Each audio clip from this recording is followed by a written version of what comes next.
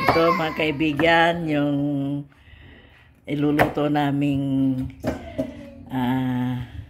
yangdak na doon sa amin sa probinsya tawag namin ito yung sinunog na pato, yung inlagim. Masarap ang sabaw nito. Yangdak. Gagawing tinula. Masarap ang sabaw nito.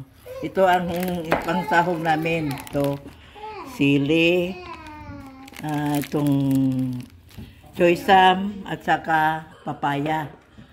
Yung papaya. Ayan, pang-ulam mamaya. Lunch. Lunch. Oh, udot. Udot mo. Nyati ko. Kasala niya damdama. Uwan, arang-arang kain na pa ya. Ito yung mga ricado. Oh. Sibuyas, luya, bawang. Ang taba, oh. Ang taba. Masarap kainin yung balat.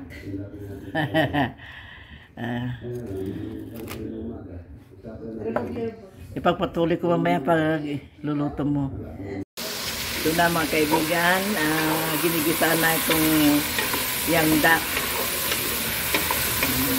Gagawin tinola.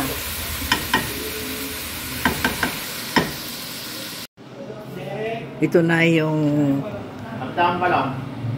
tinulang pato. Ay, mainit. Mainit.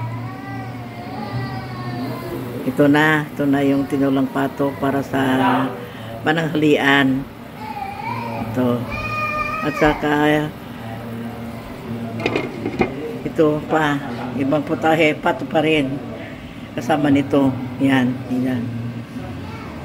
Dalawang klaseng luto ng pato ng pananghalian namin. Pwede nang kumain. Luto na. Ayan. Hindi na kailangan pressure cooker kasi yangdak ito. Ang kaibigan. Kasulukuyan kaming nanonood ngayon. Kakain na mamaya. Ayan, nanonood kami.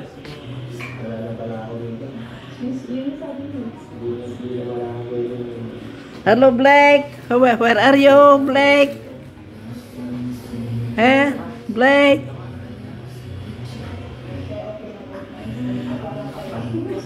Ready to eat lunch. Hanggang dito na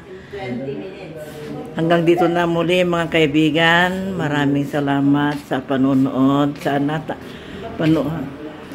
lagi ninyong panonoodin ang mga upload ko. Ito ang pananghalian namin ngayon. At saka dalawang klase ang nilutong ulam namin na yangdak.